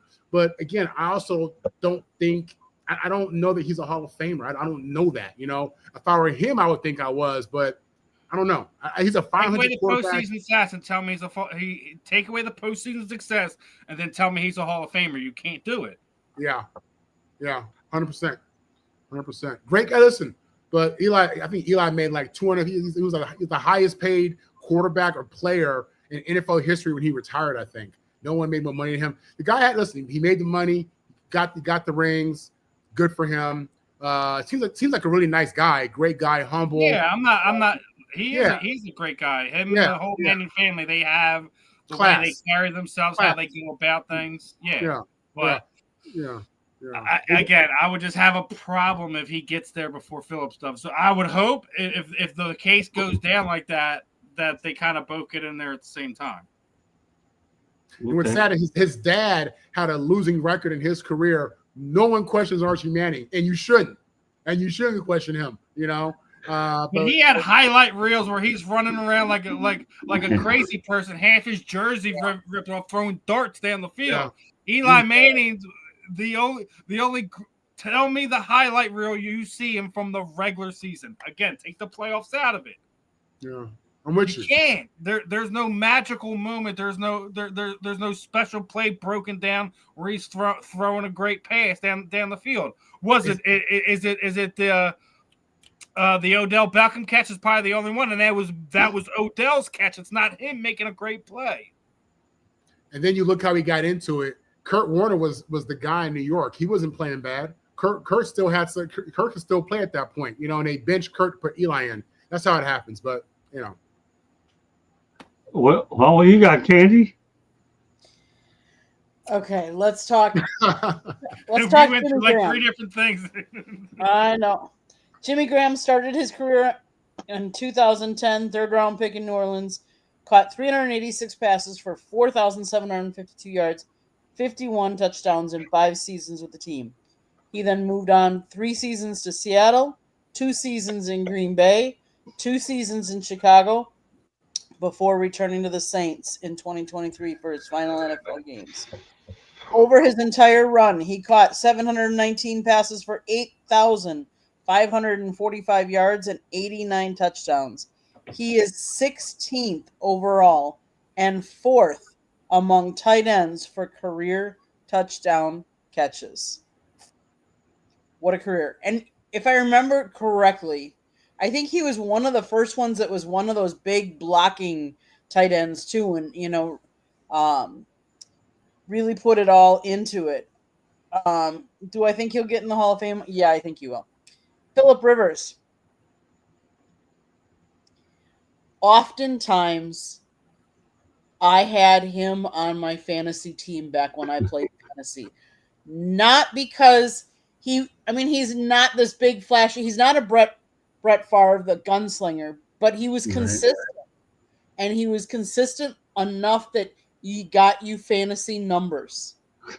Well, he had one of the top 5 tight ends in his era, and and I'm with you on that one, Candy. Listen, he helped me win 2 fantasy football championships because he was so consistent. Correct. Do I think he gets in the Hall of Fame? Yes. Will it be first ballot? No, I don't think so. But he was a consistent, very consistent, I would say, quarterback. Good. And who was the other one that we're talking about? Yeah, Tyrann Mathieu. Tyrann Mathieu, that's right. The honey badger. I mean, how do you not? What a career that he had too. I mean, man, all 3 of these players are really good. I'm going to leave it at that. I'm just going to keep it real short for that one. Okay, here's where I'm going with this. Number 1, Eli Manning says, I'm not playing for San Diego. I'm not going there. Daddy says don't play there. I'm not going there. Okay. You already made your point. But your claim to fame with the Chargers was you got to wear their cap being the number 1 pick. And that's as far as it lasted, Joe. You'll be taken in life here as a Charger with that first cap on the head, okay? I know you had a lot of hair on the head, but you got it. Rivers, not bad being a Giant for a minute, right? Get traded for each other. Eli gets to deal with the friendly New York media. Boy, they can be tough when they want to be. But you get to go out there and get run out of town. Phillip Rivers, I'll tell you what I'll do. I'll have 9 million kids, and I'll go out there and hang out at the beach. Not a bad life you can have it, right? I mean, Labor Day happens a zillion times with him anyways. I don't know how many kids Eli has. Not quite many as Rivers, okay? So Labor Day happened a lot for the Rivers, and they did it in Southern California. It was expensive. Of course, both places are expensive. And meanwhile, Tyrann Mathieu, I think started with Bruce Arians, if I remember, in Arizona. Questionable pick at the beginning, but he got it figured out. All of a sudden, the only thing I can hope for all 3 of these guys is this. Number 1, I hope they've saved their money well and that they were able to manage their money well. And number 2, I think the thing that's important is I hope that they didn't have many injuries that will cost them ability to enjoy their families and their life after the fact. That's all I hope for every one of these guys. If they're meant to be Hall of Famers, they are, but they certainly made a great contribution to the National Football League and they represented themselves well. You rarely ever saw any of these guys get into off field issues, and that's a credit to each and every one of these guys. They had character, they had talent, and I hope they manage their money well. And I wish them all the best in retirement. And let's face it, this is the time of the year when you have training camp. A lot of guys are going to say, do I want to put my body through this again? Well, 3 of them said, I'm not doing it. Don't blame them. Don't want to do it. Even though some of them may have retired for a while to see if they can recover, it doesn't matter. All I can tell you is I hope and pray that all of these guys have a great career after the National Football League and they entertained a lot of people. More power to them. And I am rooting for all 3 of them to get in the Hall of Fame. Who gets in first? Doesn't matter. Hall of Fame voting is a very interesting process anyways. It's about you do me a favor one year and I'll vote your guy in and then I'll vote your guy in. I've been to 4 Super Bowls, Marvin, in terms of that event. Been to 5 all told. I know how the Hall of Fame process voting works. They'll get in eventually. It just depends on who's doing each other a favor when it comes to the national writers. Now, I'll tell you why I can tell you that. Number one, Floyd Little got in there eventually. Heck of a right running back, right? Mm-hmm. What about Derek Thomas? He got in there. Yeah. But it depends on who's in the pecking order. Just because Terrell Owens decides, oh, I'm not happy that I can get in behind him. Oh, I'm not going to go there. I'll hang out with my mama. So what? All 3 of them deserve to get in the Hall of Fame, but they were Hall of Fame people as well as Hall of Fame players. They're going to get in. I wish them well, and I hope they're not hurt long term. Because nowadays, that's what you worry about with the NFL player, especially with all the new benefits that they have, medical and all that stuff. That's all I'm concerned about. That's why I'm glad I brought these 3 guys in later in the game because they all deserve to be recognized, and that's why we included them on this edition of Inside the Pitch. We want to thank everybody in the chat room that's contributed. I know we have a horse race between Cyberuski and Joshua Dorr, but there'll be other people. Hopefully they get involved. Steven certainly has got them chomping at the bit. Yeah, I'm ready for the giveaway. Yeah, it doesn't happen that fast, but I'm sure that Steven's got them salivating. Okay, Steven gets everybody salivating anyway, so that's good. That's why he's my we have the professor and the pupil, great show. Marvin's definitely got an open invite to see us battling out there. And you know what's so good about that show? We talk about non-sports topics. We talk about anything and it goes. It's just a free-for-all on that show with him and I. This is what you see like here. Nothing. Huh? I like that. It's good. I call it a gunslinger show. Okay. All right. Yeah, it's one of those things that we all have a lot of fun. We have a lot of fun on all the shows. Whether I have a raspy voice or a big voice, booming voice, it doesn't matter. I'm the only one probably who's ever been told over at a USF Bulls game. I'm going to tell you many 1 or 2 years ago by the sports information director when I was doing the show afterward. Man, you got to lower it, and my voice is booming from one end of the press box to the other. And the 2 guys I was on with said, "Hey, he's just being normal." And then we would joke around about the NCAA women's power. Oh, he said, you were just doing your thing. No big deal. We joked around about it. But have you ever heard somebody's voice boom from one end of the press box to the other like mine? Boom! I hope I didn't make you deaf, by the way. Boom, boom, shake the room? Yeah, that too. So, yeah, that's okay. Not booming tonight. Just booming with energy, as always. You get it. Inside the Pig Tent tonight, Marvin Powerhouse Power. Because he's going to have to trademark that. There you go. Marvin Powerhouse. In fact, what I want you to do next time you're on the broadcast, I want you to put in quotation marks, Marvin Powerhouse Powell. That's your homework for the next show. Okay, because we got to make sure we instill it that you start the trademark process. Stephen, well, you put everything you want on there. It doesn't make her. I approve that message. Candy, well, she does her typical great job. The brains of the family, all I have to do is get it right on the air. That's all. If I make the shows A1 and we all have fun, I've done my job until I take the Apollo Creed. I think it's something else. And that's what we'll do on the next show. Well, that does conclude this edition of Inside the Picton, but we're not done. Marvin Powell III, please let everybody know how they can get a hold of you, my friend. Marvin Powell III, listen, right now I'm just doing Facebook, easy to find. Go ahead, friend request me. More social media coming. And had a great time tonight, Scott. Thank you, guys. Marvin, love having you on. It's always a privilege for me to have you on. It's just as much a privilege for me to have you on as much as you enjoy on. And I look forward to seeing as all as we can bring you on. I promise I'll keep it interesting. I'll keep it real, and I'll keep it raspy. I don't know how I can keep it loud, but we'll keep it raspy anyways. All right. Anyway, Stephen Reichel. I love debating Philadelphia, Washington sports, but it isn't that bad. We were just having a little bit of fun there. All right, Stephen. Let everybody know There's how no they get a debate. hold of you and all the They're things they not on got our working. level yet. What's that?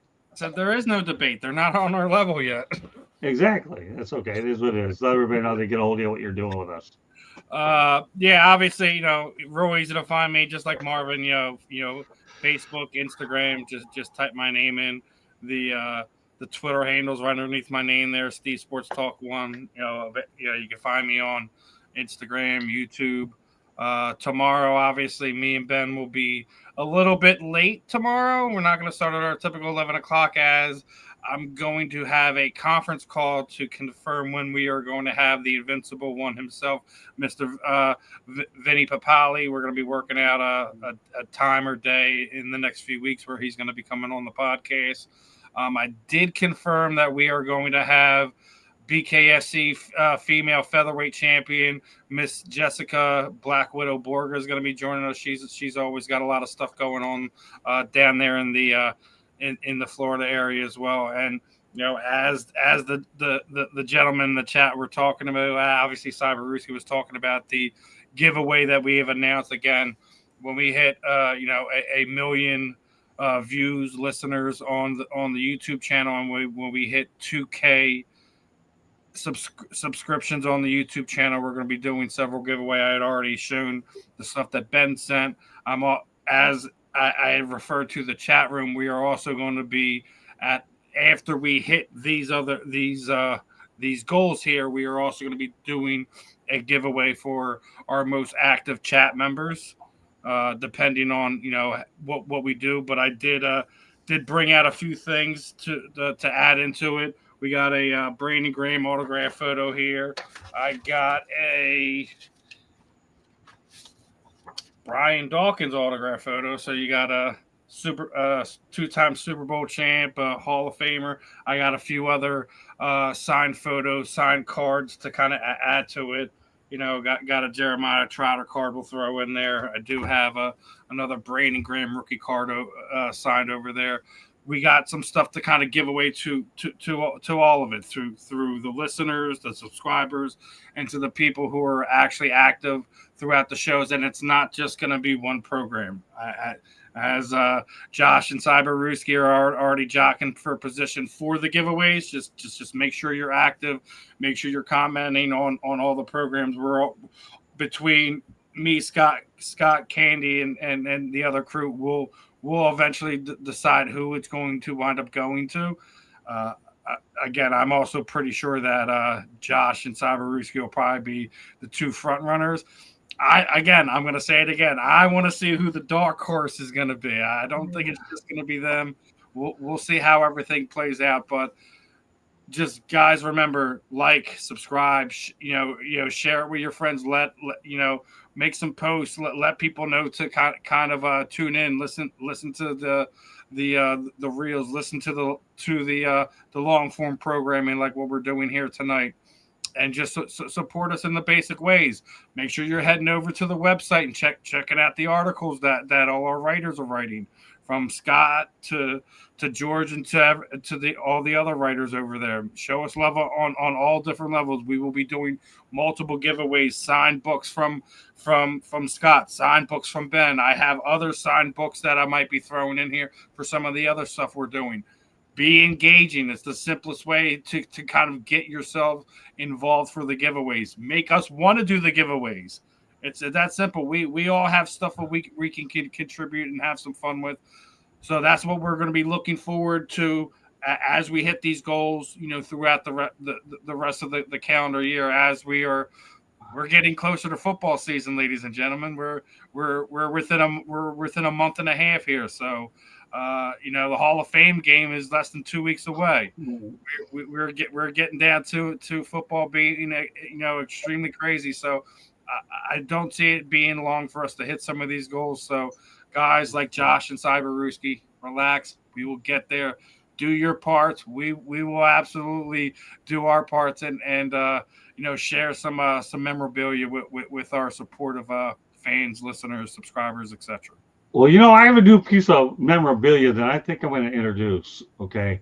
I'm going to see if we could dig up a picture of Muhammad Ali and I when I was a young guy with him with his jaw, fist by my jaw, and I'm going to sign it a few times. How do you like that? Yeah, What do you think add of it that? into the mix. Yeah, I'm going to add that into the mix. As I told you, I just gotta get a couple dollars together, so I'll send you some stuff so you can send it out as well. It doesn't have to just be me running the giveaway. Yeah, but then Muhammad Ali and I are a classic. That's in the book, by the way. I don't know how far you are reading it.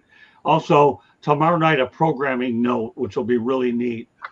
Tomorrow's Motor City Mad Mouth show, I will have former New York Rangers general manager Neil Smith on the broadcast. Now, if you don't know much about Neil Smith of the Rangers, think of the 1994 Stanley Cup champion team that he was a general manager, built it, where the New York Rangers snapped a long drought, and Mark Messier was on that team.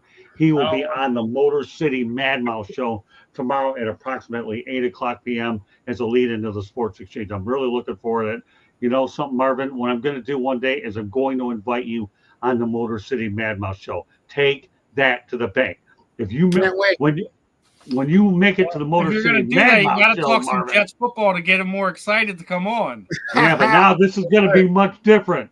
Listen to me, Marvin. I'm going to bring you on the Motor City Mad Mouth show, and we're going to let it all out there, my brother.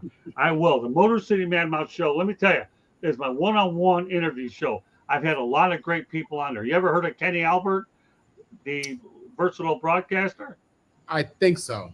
Yeah, he was on there. Oh, I got tons of great people on the Motor City Mad Mouth show. We're going to add you to that incredible list of people that have been on there. Listen, I'm grateful, Scott. Thank you. Hey, you're in Atlanta, right? At the moment? Yes. Okay, you remember who's that the broadcaster for the Atlanta Hawks? Oh my gosh, the radio guy? Not a big Hawks guy. Well, it doesn't matter. He was on there too. Yeah. Yeah, it'll come back to me at some point. Now I really feel bad.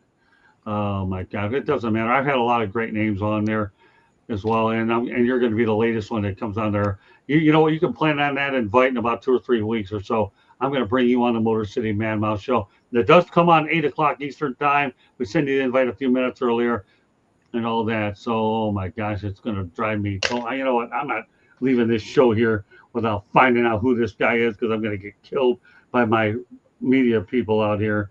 So who do we have out there? Steve Holman Sr. That's who it is.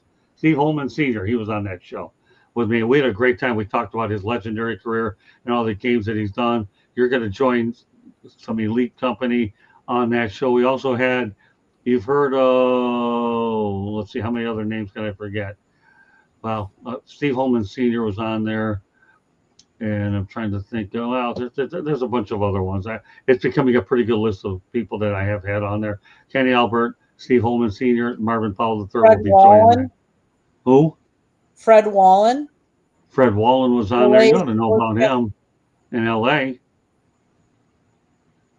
Yeah, we've had a lot of great names on there. Ted Dawson. If you're an L.A. guy, you remember Ted Dawson, the broadcaster out in Los Angeles? He was on that show too. All right. Yeah, listen, I remember Scott, him. I'm game, man. You give me a heads up, and I'm gonna do that. I'm loving it. I'm learning this thing, and I'm enjoying it. Oh, me too. Yeah, don't worry. You'll be on there soon enough. All I do is write on sticky notes, because I don't know how to use this technology business. Anyways, put them on. All right, he's coming on such a time. I use sticky notes of whiteout. That just shows you how technologically sound I am. Old school. Oh yeah, old school. I'm gonna tell you, Kenny Albert was unbelievable. We had a really fun time. This guy is a Hall of Famer in every sense of the word. This guy, and you're going to be on that group as well, so it'll be good. But tomorrow night, 8 o'clock p.m. Eastern time, Neil Smith, the former New York Rangers general manager, will join us on the Motor City Mad Mouth show. With that said, I've said plenty. Candy Ebling going to take us the rest of the way. Go ahead, Can. South Florida Tribune Publishing Company published a book, Lessons from the Microphone, Tuning into the Enduring Wisdom of Visionary Leaders. It is written by our host, Scott, the Motor City Madmouth Morganroth. Talks about old school media versus new school media and Scott's a storyteller. He tells stories in the book. Go get the book. It's available on Amazon, Barnes & Noble, Kindle, Google, and Apple Books.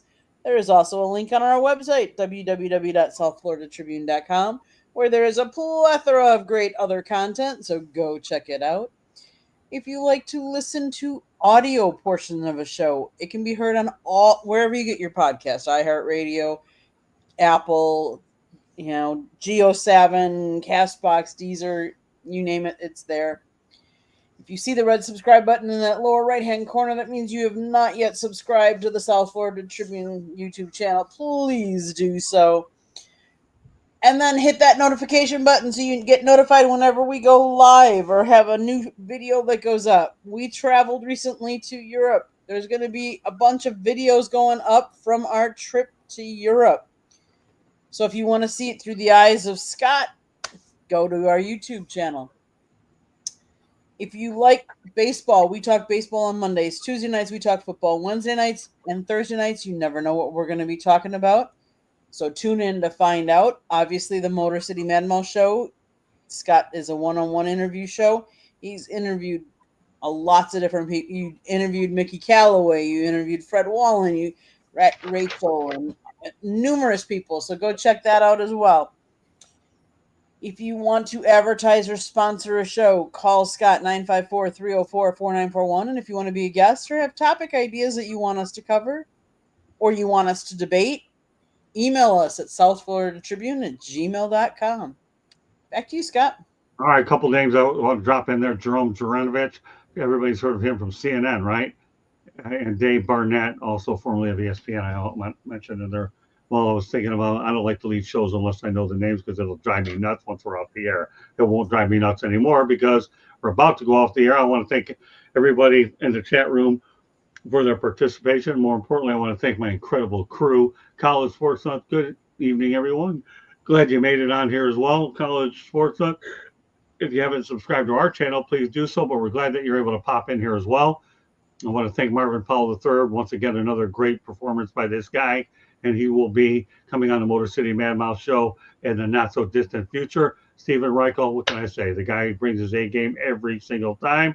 I wouldn't expect anything out of him. He is, in the words of Dick Vitale, awesome, baby. Candy, what can I say about you? You're the jack of all trades, and I've never seen a person come so far in a business she knew nothing about when I knew her 12 years ago. Now the woman's a photographer, and she built this South Florida Tribune from the ground up. She's an amazing woman, and I'm so pleased with all the amazing people that I have on the South Florida Tribune staff that we have, from broadcasters all the way to writers. And you know what? I'm only as good as my supporting cast, and I have a great supporting cast, and I have 3 of them on with me right now. So on behalf of Candy Ebling, Marvin Powell III, Stephen Reichel, my name is Scott Morgan, Roth Motor City Mad Mouth. Thank you, everybody, for joining us on this edition of Inside the Pigskin. We will be back next Tuesday night for another edition of Inside the Pigskin. Good night, everybody, and I hope you have a great week. We appreciate you being in there and very loyal to all of us. God bless. We couldn't do it without you. Bye now.